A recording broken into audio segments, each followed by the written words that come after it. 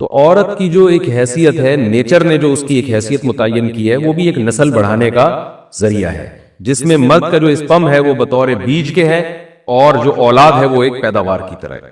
تو اللہ نے یہ یاد رکھیں، اس آیت کو نا بہت سارے غیر مسلموں نے عورت کے خلاف بہت نیگیٹیوٹی پھیلائی ہے کہ دیکھو اسلام عورت کی توہین کرتا ہے، اس کو کھیتی سے تعبیر کرتا ہے۔ تو کچھ لفظ کسی اور زبان میں جب وہ جاتے ہیں نا تو وہ توہین کا معنی دیتے ہیں۔ عربی میں جو حرث کا معنی ہے یہ تعظیم کے لیے ہے، توہین کے لیے نہیں ہے۔ اردو میں جو کھیتی کا معنی ہے وہ توہین کے لیے استعمال ہوتا ہے۔ کھیتی یعنی جو پاؤں میں روندی جانے والی، اور زمین جو ہے نا پاؤں میں گویا روندی، اس کو روندا جا رہا ہے۔ تو اس لیے اس کا اردو میں بالکل اسی طرح جو لوگ ترجمہ کر دیتے ہیں کہ عورتیں تمہاری کھیتیاں ہیں، تو یہ ترجمہ میرا خیال ہے اس لیے درست نہیں ہے کہ اردو میں اس کا مفہوم ہی چینج ہو جاتا ہے۔ یعنی گویا ایک عزت کے لیے جو لفظ اللہ نے استعمال کیا وہ ذلت کا ذریعہ بن جاتا ہے۔ اس لیے کسی بھی زبان میں جب ہم کسی بھی لفظ کا ترجمہ کرتے ہیں تو اس زبان کے ہمیں محاوروں کو دیکھنا چاہیے کہ اس زبان میں یہ لفظ کس معنی میں استعمال ہو رہا ہے۔ مثال کے طور پر ہو سکتا ہے کتا کا لفظ کسی زبان میں وفاداری کے لیے استعمال ہوتا ہو، کسی کو لوگ ڈاگ کہتے ہوں تو اس کا مقصد ہوتا ہے وفادار انسان ہے، لیکن ہمارے یہاں اردو میں گالی ہے وہ، اور آپ بولیں کہ بھئی وہ فلاں قوم ڈاگ کہتی ہے تو ہم کتا کہیں گے، تو آپ جب اس کا ترجمہ اردو میں کریں گے تو کتے سے نہیں کر سکتے۔ تو اسی طرح یہ عربی کا جو لفظ ہے اس میں بھی یہ چیز غور یعنی ملحوظ رہنی چاہیے۔ تو اس لیے اس کا ترجمہ کیا جائے گا تمہاری عورتیں تمہارے لیے پیداوار بڑھانے کا ذریعہ ہیں، نسل بڑھانے کا ذریعہ ہیں۔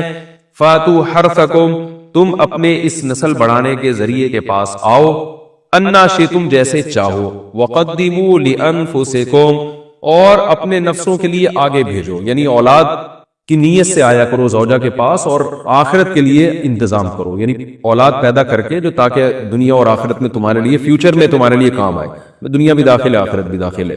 تو اس آیت کا بھی ایک شان نزول ہے کہ صحابہ کرام تو چونکہ جو خواتین تھیں مکہ میں صدیوں سے وہ لوگ آباد تھے، ان کے سفر خاص طور پہ عورتوں کے سفر بہت ہی کم ہوا کرتے تھے۔ تو جب ہجرت ہوئی ہے اور جو ہے نا ہجرت کر کے بہت ساری صحابیات مدینہ آئی ہیں، تو مدینہ میں ان کے نکاح دوسری قوموں میں ہوئے، پھر انصار صحابہ سے بھی ہوئے۔ تو چونکہ تقویٰ تھا ان خواتین میں، للہیت تھی، تو بعض جگہ ایسے واقعات ہوئے کہ میاں بیوی کے جو آپس کا ریلیشن ہوتا ہے، ظاہر ہے وہ ہر قوم میں اور ہر جو ہے نا شخص کا مزاج دوسرے سے مختلف ہوتا ہے، تو بعض مردوں نے اس طرح سے اپنی زوجات کے ساتھ ہم بستری کی کہ ان خواتین کو پھر اشکال ہوا کہ پتہ نہیں اس طرح سے ہم بستری کرنا جائز بھی ہے یا نہیں۔ تو انہوں نے نبی صلی اللہ علیہ وسلم سے یہ مسئلہ پوچھا کہ یا رسول اللہ، ہمارے شوہر ہمارے پاس اس طرح سے آتے ہیں تو کیا یہ جائز ہے یا نہیں؟ تو ان کے سوال کو بھی مبہم رکھا گیا، اور قرآن نے اس کے جواب کو بھی کنایتاً بیان کیا، کیونکہ مسئلہ بظاہر حیا کے خلاف ہے، تو قرآن جب بھی کوئی ایسی بات ہوتی ہے تو اشارتاً کنایتاً اس کا تذکرہ کر دیتا ہے تاکہ مسئلہ بھی واضح ہو جائے، کیونکہ ظاہر ہے اس کی ضرورت تو قیامت تک آنے والے انسانوں کو پڑ سکتی ہے نا۔ یہ تو ہر میاں بیوی کا اپنا ایک ذاتی مسئلہ ہوتا ہے کہ ہمیں کس طرح سے پرمیشن ہے، کس طرح سے پرمیشن نہیں ہے۔ تو اللہ تعالیٰ نے بھی اشارتاً ہی اس حکم کو قرآن میں بیان کر دیا۔ قرآن نے اس لیے بیان کیا کہ تاکہ اس میں کوئی اجتہادی اختلاف کی گنجائش نہ رہے۔ تو اللہ نے قرآن مجید میں بیان کیا، فرمایا نساؤکم حرث لکم، تمہاری جو ازواج ہیں، تمہاری جو بیویاں ہیں، وہ تمہارے لیے بمنزلہ کھیت ہے۔ کھیت کا مطلب کیا ہوتا ہے؟ پیداوار بڑھانے کا ذریعہ۔ تو اس میں سب سے پہلا مسئلہ تو قرآن نے یہ بیان کر دیا کہ زوجہ سے جو ہم بستری ہے وہ صرف اسی راستے میں جائز ہے جس سے اولاد ہوتی ہے، کیونکہ عورت کو اللہ نے بنایا ہے نسل بڑھانے کے لیے۔ تو کوئی بھی ایسا ہم بستری کا طریقہ اختیار کرنا جو نسل بڑھانے کا ذریعہ نہ ہو، یعنی وہ نیچرل نہ ہو، تو وہ حرام ہے۔ تو اس میں اللہ نے یہ حکم دے دیا۔ تو اس سے صاف یعنی حدیث سے بھی پتہ چلتا ہے، اور تمام فقہاء کا اجماع بھی ہے اس آیت کی روشنی میں کہ مسئلہ تھوڑا حیا کے خلاف ہے، لیکن میرا خیال ہے بتانا ضروری ہے کہ پچھلے راستے سے عورت سے ہم بستری کرنا بالکل حرام ہے، ناجائز ہے، اور نبی صلی اللہ علیہ وسلم کی اس پہ بہت شدید لعنت ہے، بہت شدید وعید ہے۔ تو یہ بالکل اللیگل ہے اسلام میں کہ عورت کے پچھلے راستے سے اس سے ہم بستری کی جائے۔ جو لوگ لڑکوں سے بدفعلی کے عادی ہوتے ہیں ان کو یہ چسکا لگ جاتا ہے، تو یہ حرام ہے، ناجائز ہے، کیونکہ اللہ نے بتا دیا کہ یہ تمہارے لیے بمنزلہ کھیت کے ہیں۔ تو اس میں قرآن نے وہ جو سوال تھا نا اس کی طرف اشارتاً جواب دے دیا، اور آگے فرمایا فاتو حرثکم، تو اپنے کھیت کے پاس آؤ، یعنی پیداوار بڑھانے کا جو ذریعہ ہے اس جگہ کی طرف آؤ، انا شئتم، جیسے چاہو۔ یعنی باقی جس طرح سے تم چاہو زوجہ سے ہم بستری کر سکتے ہو، اس میں کوئی خاص طریقہ متعین نہیں ہے. میاں بیوی کا ایک دوسرے سے کوئی پردہ نہیں ہے. ہن لباس لکم وانتم لباس لہن، یہ دونوں ایک دوسرے کے لیے لباس ہیں. تو اس میں طریقہ کار کوئی بھی ہو سکتا ہے، کسی بھی طرح سے کرنا چاہو ایک دوسرے سے لطف اندوز ہو سکتے ہو. لیکن فاتو حرسکم، آنا موضع حرس میں. حرس کا مطلب وہ اس جگہ کی طرف آنا ہے جہاں سے نسل بڑھتی ہے، کسی اور راستے کی طرف. اس سے صاف طور پر جو ہے نا وہ جو فاسق فاجر لوگوں کی جو برائی ہے، جو لڑکوں سے بدفعلی کے نتیجے میں پیدا ہوتی ہے، اس کا اللہ نے قلع قمع کر دیا کہ اس کی اسلام میں بالکل اجازت نہیں ہے. باقی طریقہ کار کیا ہوگا یہ تمہارے اوپر، اس کی اللہ نے تمہیں اجازت دی ہے. وَقَدِّمُوا لِأَنفُسِكُمْ، اور چونکہ بار بار حرس کا تذکرہ ہو رہا ہے کہ نسل بڑھانے کا، اس لیے اللہ نے فرمایا کہ قدموا لانفسکم، اپنی ذات کے لیے فیوچر میں انتظام کرو. قدموا کا مطلب آگے بھیجو اپنی ذات کے لیے سرمایہ. کیا مطلب؟ کہ جب زوجہ سے ہم مستری کرو تو نیت اولاد کی ہونی چاہیے، تاکہ وہ اولاد دنیا میں بھی اور آخرت میں بھی تمہارے لیے ذخیرہ بن جائے. یہ نسل بڑھانے کی بہت زبردست ترغیب ہے اس آیت. اور اس آیت میں اللہ نے عورت کا کہ بہت ساری ذمہ داریوں میں سے ایک بڑی ذمہ داری کا بھی بیان بتا دیا کہ عورت کو اللہ نے بنایا ہے. یہ جو مرد اور عورت کا جو فرق رکھا ہے نا، اس فرق کی بڑی وجہ یہی ہے کہ مرد کے اسپرم کو اللہ نے بیج کے طور پہ پیدا کیا ہے اور عورت کو اللہ نے زمین کے طور پہ. تو بیج اور زمین کے ملاپ کا بنیادی مقصد ہی نسل بڑھانا، پیداوار بڑھانا ہوتا ہے، نہ یہ کہ نسل روکنا. آج فیملی پلاننگ والوں نے اس آیت کی دھجیاں اڑا دی ہیں، اور جو پوری دنیا میں ایک بےہودہ قسم کی تحریک چل رہی ہے، یہ آیت بالکل اس کی نفی کر رہی ہے. اس لیے اللہ نے فرمایا اچھا، اللہ نے اس کا بھی جواب دے دیا. یہ جو فیملی پلاننگ والے کہتے ہیں نا نسل بڑھنے سے تمہارا نقصان ہوگا، خرچے بڑھ جائیں گے، تو اللہ فرماتے ہیں قدموا لانفسکم، تمہارا فیوچر بن جائے گا، سنور جائے گا. کیونکہ اولاد پہ اتنی انویسٹمنٹ نہیں ہوتی جتنا اس کا آؤٹ پٹ ہوتا ہے. ان پٹ کم ہے، آؤٹ پٹ زیادہ ہے. انویسٹمنٹ کم ہے، اس کے جو پروفٹ ہے وہ زیادہ ہے، دنیا میں بھی اور آخرت میں بھی. تو اللہ نے فرمایا اپنے نفس کے لیے، فیوچر کے لیے انتظام کرو، بڑھاپے کے لیے انتظام کرو. تمہارے بیٹے ہوں گے، بیٹیاں ہوں گی، پوتے ہوں گے، نواسے ہوں گے، بہویں ہوں گی. یہ دنیا کا مستقبل اور آخرت کا مستقبل کیا ہے؟ جو عبداللہ بن عمر رضی اللہ تعالیٰ عنہ نے جب نکاح کا ارادہ ترک کیا تو آپ کی جو ہمشیرہ تھی حضرت حفصہ، انہوں نے فرمایا کہ نکاح کرو، تمہارے اولاد ہوگی، دنیا سے جاؤ گے تو تمہارے لیے دعائیں مانگے گی. تو یہ آخرت کے لیے ذخیرہ ہے. تو اس لیے اللہ نے فرمایا کہ آخرت کے لیے ذخیرہ کرو. واتقوا اللہ، اور اللہ سے ڈرو. واعلموا انکم ملاقوہ، اور جان لو کہ تم نے ایک دن اللہ سے ملاقات کرنی ہے. تو جتنے حکام اللہ نے تمہیں اس آیت میں دی ہے، ان تمام حکام کو تم نے فالو کرنا ہے. وہ بس قرآن مجید میں ہے ان اللہ لا یستحی من الحق، کہ اللہ تعالیٰ حق بات بیان کرنے سے حیا نہیں کرتے.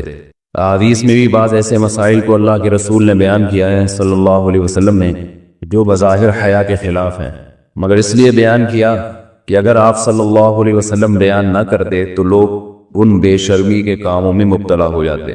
اسی وجہ سے میں بھی ہمت کر رہا ہوں کہ ایک اور ایسا گناہ جس میں لوگ مبتلا ہیں، اور وہ ہے حیا کے خلاف، مگر ہے بہرحال شریعت کا مسئلہ اور لوگ اس میں گناہ میں مبتلا بھی ہیں، اس لیے بتانا ضروری ہے. وہ یہ ہے کہ لوگ شادی کے بعد بھی، آج کی نوجوان نسل زوجہ سے، بیوی سے غیر فطری طریقے سے ہم بستری کرتے ہیں. انٹرنیٹ پہ بےہودہ فلمیں دیکھتے ہیں، تو جو چیز انگریزوں کی دیکھ رہے ہیں کہ ان کے کلچر آہستہ آہستہ میڈیا کے ذریعے ہمارے معاشرے میں بھی آ رہا ہے.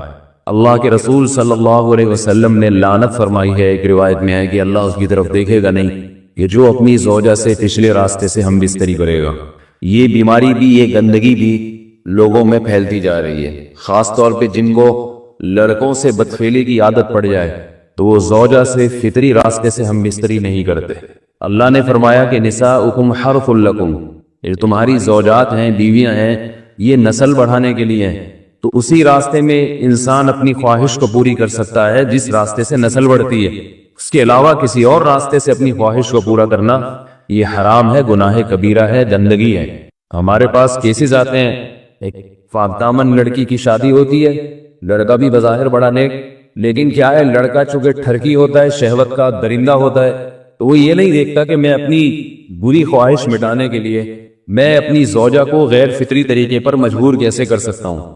تو مجبور کرتا ہے پھر اپنی بیوی. اس نے جو عورتیں زیادہ پاک دامن نہیں ہو، نیک نہ ہو، یا ان کو یہ ڈر ہو کہ طلاق ہو گئی تو ہم کہاں جائیں گے، وہ پھر اپنے شوہر کے ساتھ اسی غیر فطری طریقے پر آمادہ ہو جاتی ہیں اور اس کا عذاب اور اس کا وبال یہ ہوتا ہے کہ کچھ دنوں میں ان کو بھی اسی کی لت پڑ جاتی ہے۔ انسان جب بھی کوئی غیر فطری راستہ اختیار کرتا ہے، آخرت کا عذاب تو بعد میں، دنیا کا عذاب یہ آتا ہے کہ پھر اس کو لذت فطرت میں آتی نہیں ہے۔ تو جو راستہ اللہ نے رکھا اس میں اس کو لذت نہیں آئے گی، کہ وہ گندگی میں ہی گھسنے کی کوشش کرے گا، اس کی بھی فطرت خراب ہو جاتی ہے، اور جس کے ساتھ یہ بدفعلی کی جائے اس کی بھی فطرت خراب ہو جاتی ہے، وہ بھی پھر کسی کے قابل نہیں رہتے۔ تو اپنے جان پر رحم کرنا چاہیے۔ ہم انسان ہیں، ہم درندے نہیں ہیں، ہم گھوڑے نہیں ہیں، ہم گدھے نہیں ہیں، ہم جانور نہیں ہیں، ہم انگریز نہیں ہیں۔ انگریز نے تو حیا اور شرم کی تمام حدود کو توڑ دیا ہے، وہ تو درندے بن چکے ہیں۔ ہم تو درندے نہیں ہیں، ہم تو حلال کھاتے ہیں، پاک صاف رہنے کی کوشش کرتے ہیں، تو ہم ان کی جو کلچر دیکھ کے ہم ایسے درندے بننے کی کوشش کیوں کریں؟ تو یہ بہت بڑا وبال ہے، بہت بڑی برائی ہے جو ہمارے معاشرے میں آہستہ آہستہ جڑ پکڑتی جا رہی ہے، اور اس سے بیماریاں بھی پھیلتی ہیں۔ غیر فطری طریقہ ہے، بیماریاں بھی پھیلتی۔ ایسے کیسز آتے ہیں کہ جناب وہ مرد مجبور کر رہا ہے بیوی کو، اور وہ بیوی جو ہے ساتھ نہیں دیتی، تو پھر اس کو طلاق کی دھمکیاں دیتے ہیں۔ ایسے کیسز بھی آتے ہیں۔ اور یہ بھی آتا ہے کہ مرد جب اپنی بیوی کو غیر فطری طریقے پر مجبور کرتا ہے، بیوی آمادہ نہیں ہوتی، تو مرد پھر یہ دھمکی دیتا ہے کہ بھائی میری خواہش تو تم سے پوری ہوتی نہیں ہے، پھر میں دوسروں کے پاس جاؤں گا۔ تو یاد رکھیں، جس عورت کا شوہر یہ دھمکی دے اس کو کہ میں زنا کروں گا اگر تم نے میری خواہش پوری نہیں کی غیر فطری طریقے سے، تو عورت اپنے شوہر سے کہہ دے کہ جاؤ تم کہیں اور جا کے منہ کالا کرو، تمہاری فطرت میں گندگی ہے، تو یہ مجھے دندہ بنانے کی کوشش نہ کرو۔ اس کو زنا کرنے دیں، وہ اللہ آخرت میں اس سے بھگتے گا۔ ہر بیماری کا اللہ نے علاج رکھا ہے۔ اللہ کے رسول صلی اللہ علیہ وسلم نے فرمایا، صحیح بخاری کی حدیث، ما انزل اللہ من داء الا انزل له دواء، کوئی بیماری ایسی نہیں ہے جو اللہ نے نازل کی ہو اور اس کے لیے دوا نہ رکھی ہو دنیا میں۔ تو اگر کسی کو ایسی لت پڑ گئی ہے غیر فطری کام کی، تو اس کو چاہیے کہ وہ اپنا علاج کرائے، ڈاکٹر سے بھی رابطہ کرے، اور سب سے بڑا علاج یہ کہ کچھ وقت صبر کرے گا، چھوڑ دے گا کچھ عرصے کے لیے، تو خود بخود آہستہ آہستہ صحیح ہو جائے گا۔ ایک آدمی شراب کا عادی ہے، ایک علاج نہیں ہے کہ ڈاکٹروں سے رابطہ کرے، بہترین علاج کیا، چھوڑ دے۔ کتنے دن تڑپے گا؟ ایک دن، دو دن، تین دن، چار دن، ایک ہفتہ، دو ہفتہ، بہت زیادہ سال ہو جائے گا نا، تو آپ خود بخود ٹھیک ہو جائے۔ سگریٹ کا عادی ہے، چھوڑ دے گا، تو کتنے لوگ ہم نے دیکھے ہیں دن میں 20 سگریٹ پیتے تھے، چھوڑنے پر آئے تو بالکل ایک دم چھوڑ دی انہوں نے، آہستہ آہستہ کر کے چھوڑ دی، لیکن تکلیف ہوئی مگر عادی ہو گئی۔ تو اب کسی کو یہ لت پڑ گئی ہے غلط کام کی، برائی کی، تو اس کا بہترین علاج یہ ہے کہ وہ اپنے آپ کو بدلنے کی کوشش کرے، ماحول بدلے، اور کچھ وقت صبر کرے گا تو اللہ اس سے یہ عادت چھڑا دے گا۔ نہیں کی، صبر نہیں کیا اس نے، پھر اسی گندگی میں موت واقع ہوگی، پھر آخرت کا عذاب بہت سخت، نسلیں برباد ہو جاتی ہیں اس عمل سے انسان کی۔ تو بات حیا کے خلاف ہے، مگر یہ کہ ایک بزرگ تھے، وہ بات فرما رہے تھے، تو کسی نے پوچھا کہ حضرت آپ حیا کے خلاف بات کرتے ہیں، تو انہوں نے فرمایا تم بے حیائی کے کام نہیں چھوڑتے، ہم اس چھڑوانے کے لیے بات کریں تو ہم برے ہیں، اور تم کام کرو تو بھی برے نہیں۔ برائی کا کام کرنے میں برا نہیں بنتا، اور برائی کے خلاف بولنے والا برا بن جاتا ہے کہ دیکھو یہ کیسی باتیں کر رہے ہیں۔ تو وہی باتیں ہیں، اس لیے ہیں کہ یہ معاشرے میں یہ برائی پھیلتی چلی جائے، اور یہ ہماری اپنا کلچر نہیں ہے، یہ امپورٹ ہو رہا ہے باہر سے، یہ امپورٹ ہو رہا ہے، یہ وہاں میڈیا کے ذریعے آ رہا ہے۔ تو وہ چیزیں دیکھا نہ کریں اور ان لوگوں سے دور رہا کریں۔ ہمیں تو دین کا داعی ہو کے ان کو ہدایت پر لانا تھا، بجائے ہم ہدایت پہ چل کے دوسروں کو چلانے والے بن کے ان کے راستے پہ ہم نے چلنا شروع کر دیا۔ اللہ تعالیٰ ہمیں اب دیکھیں ان کے ہاں ایڈز کا مرض پھیل گیا ہے۔ آپ بتائیے یہ ایڈز کا مرض ہمارا ہے کیا؟ یہ بیماری ہماری ہے یا ان کی ہے؟ ہمارے ہاں بیماریاں ہیں، کھانسی ہے، نزلہ ہے، ٹھیک ہے نا، بلڈ پریشر ہے، شوگر ہے، یہ بیماریاں ہماری ہیں۔ کوئی اللہ کا شکر ہے گندی بیماری ہمارے ہاں نہیں ہے۔ جتنی گندگیاں ہیں وہاں سے آ رہی ہیں۔ ایڈز کا مرض وہاں سے امپورٹ ہوا ہے۔ وہ ایڈز کا مرض اسی بدفعلی کی وجہ سے پیدا ہوتا ہے، اسی سے جراثیم پیدا ہوتے ہیں، اور اتنا خطرناک مرض کے ایسے متعدی ایسے پھیلتا ہی۔ افغانستان میں ایڈز کا ریشو 0 تھا، 0۔ وہ جانتے نہیں تھے کہ ایڈز کا مرض ہوتا کیا ہے۔ جب سے امریکن آرمی، برطانیہ آرمی افغانستان میں آئی ہے، فوجی آئے ہیں، افغانوں میں ایڈز کا مرض پھیل گیا ہے۔ وہاں بدفعلی